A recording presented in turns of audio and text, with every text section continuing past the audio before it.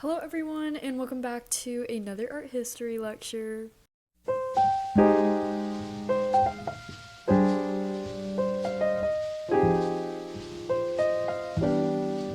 I wanted to start today's video off by showing you something very wonderful that arrived in the mail yesterday. And yes, I did it.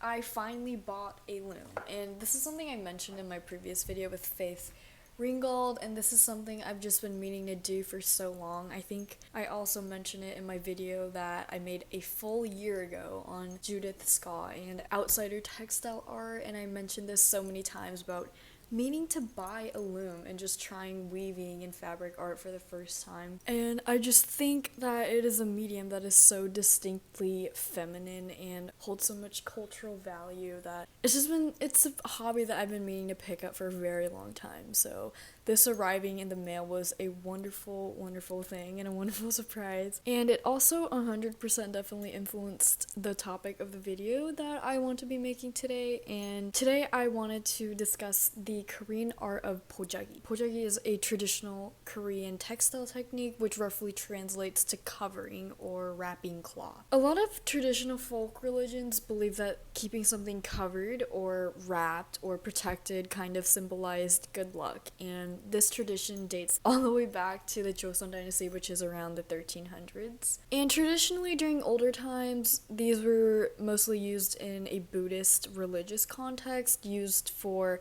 tablecloths or coverings for sutras. And the cloths are usually known to particularly mark very special events such as weddings or betrothals, where the use of a new cloth was believed to kind of convey an individual's concern for what was being wrapped and what was being given, as well as a way to convey a sort of respect for the recipient of the gift. In Japanese and Korean culture, I would say wrapping gifts and just wrapping goods is a very prevalent practice, and the wrapping of good kind of implies respect to others on the occasion of the gift giving, which also gives and denotes special meaning to the thing that is being wrapped as well as the wrapping paper itself. The idea of giving someone an item without it being wrapped is traditionally considered to be very, very impolite in Japan and Korea. And this art of Pojagi, which is very distinctly rooted in Korean terms, can be very easily mistook or mistranslated for furoshiki, which is kind of a more mainstream tradition of Japanese gift wrapping. And philosophically, these two are quite similar, especially since they are ethnic cultures that are quite similar overall in general. Except that traditional Korean wrappings were made by women of all social classes. Like, that is their distinguishing factor. And in Pojagi, the cloths were never signed by the artists. The creators of the Pojagi are rarely known and recognized, even with the few remaining Pojagi wrappings that we have left from the Joseon dynasty. We do not know who made them at all. Japanese wrapping fabrics, on the other hand, have mostly been very mass-produced from a very early age and often bear family crests that kind of allows one to identify the families that use them or hired someone to make them for them. Even though I am an American born and raised Korean, I like to think that I take a great amount of pride and curiosity for my ethnic heritage, a large part of it due to the fact that I think I rejected it very enormously growing up in a very, very dominantly white suburban neighborhood. And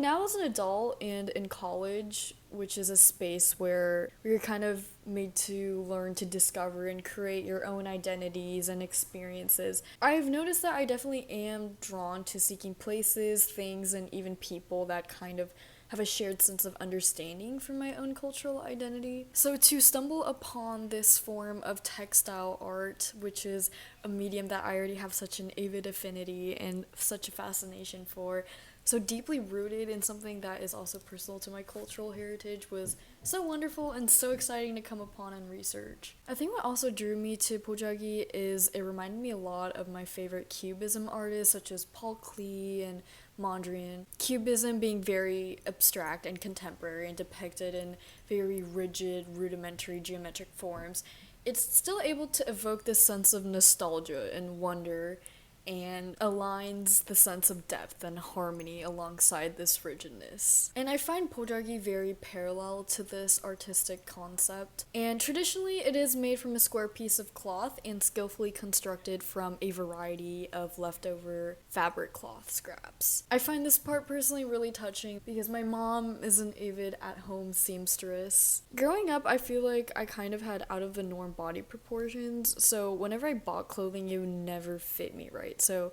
I remember my mother would always take them and sew them, and so it would fit me proportionally. And when I think back on it now, it is something that's very touching that she went through great lengths to make sure my clothes fit me right. But she would always have at least 2 or 3 drawers full of scraps from leftover clothing that she was cutting, or pillowcases she was sewing, or like blankets she was making. And I guess just reading about Pojagi and how it is like this art is skillfully constructing leftover scraps from previous projects reminded me so much of that. And this idea of wrapping the gift within this Pojagi it's played a very important role in Korean culture for, like I said, so many centuries. And the colors of the Pojagi traditionally are very important as well. They're very heavily influenced by the cultural philosophical systems that kind of ruled them, such as the 5 elements or 오방색. And obang means 5 directions, whereas sek means color. And the colors of blue, red, white, black, and yellow not only represent the 5 different directions, east for blue, south for red, center for yellow, west for white, and north for black, but also symbolize the 5 elements of life. If you see also not just in Pojagi and a lot of other traditional Korean fabric wear and traditional wear and clothing such as the hanbok, you can see a lot of these colors very adamantly implemented into their everyday lives and environment out of things that they construct. And this combination of colors is something that is very quite commonly seen in weddings and festivals. Traditionally, in older times, there are 2 types of Pojagi that can be made. There's either kungbo or subo or minbo. The royal wrapping cloths were known as the kungbo, and they were made from a singular piece of silk cloth that was cut specifically for the purpose of being made and being commissioned for wealthier aristocrats and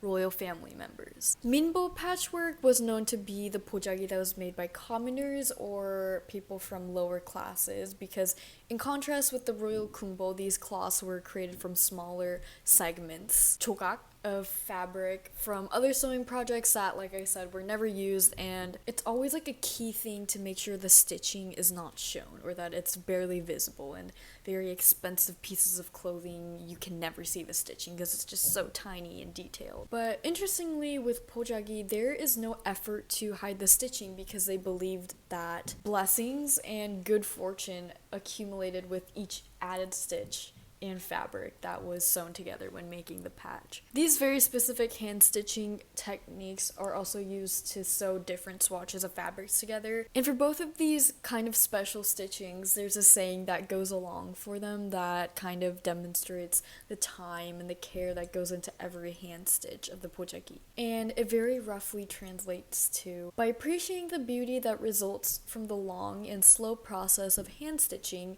a meditative state can be entered. I also found this very quite particularly interesting. Usually the scraps left over from cutting the curves of the sleeves of a traditional hanbok, if you've seen one before, you know that the sleeves are very traditionally curved and long and billowy. And when cutting the sleeves, the leftover scraps are usually specifically saved for the purpose of making minbo Pojagi. And this is kind of also, I think, a systematic thing. Like I mentioned before, my mother just habitually does this. Korean women in the olden times, kind of even now, are taught from a very early age to be patient and taught to see frugality and saving as this moral virtue. And in such older times where such a forceful patriarchal system existed in Korea, women didn't really have a sense of their economic independence and were reduced to nothing but the role of a wife when they were married. And it was a very, very common tradition for mothers to make Pojagi as a gift for their daughter when their daughters went off to get married, because the marriage off of their daughter kind of symbolize a complete separation or cut off from her original family, because her being married means that she was kind of creating a new family with her new husband, and she had to desert everything behind in her original life. So the Pojagi, or the textile that she kind of had left given to her by her mother, symbolized this kind of oni way of linking mothers and daughters together after marriage. When receiving a gift wrapped in Pojagi, it kind of becomes a part of the gift. Fundamentally, you don't have to return it to the sender, but you can also keep it and reuse it in case you want to give a gift to someone else. And this also really reminds me of something. I recently finished a book that I've been meaning to read since the summer, since someone from work actually recommended it to me. And you've probably heard of it. It's been pretty popular recently. It's Braiding Sweetgrass by Robert Kimmer. And in this, she discusses a lot of things from indigenous traditions to the essentiality of recognizing indigenous wisdom. But I think what really stood out to me was her kind of discussion of this fundamental cultural difference between the cultural notions of gift giving from a Western perspective compared to the indigenous perspective. Because for the indigenous, they viewed everything natural and in their natural environment and world and surrounding them as a gift. And they realized just because something was technically free or didn't have this attached commodified value, it did not mean that they should overconsume it or overtake it or take as much of it as they could just because it was free and given to them without a price. They realized the natural environment and elements around them as a gift, and they realized that an overconsumption of it would result in a retraction of it. And this is something the Western colonizers just had a very, very hard time conceptually imagining. Because, in Europe, their social system during this time was very fundamentally starting to make a building block economic principles. So for them, as long as they thought it was free, or it was just there to take without any attached price, they automatically thought it was okay to overindulge in it or obtain as much of it as possible since there was nothing to stop them, thus leading to very violent colonial expeditions of land and territory in the New World. And with every love language test, I've always earned gift giver, and I don't think it's my love reception language, but I definitely think it is the way that I do show appreciation for my beloved ones, and some associate gift giving with Western notions of materialism or facade, but I've never really associated gift giving with any notion of reciprocation in any way. When I give, I want to give with the entirety of my weight and appreciation for the other person. That honestly cannot be fathomably expressed through verbal communication. It's just a way of expressing my gratitude.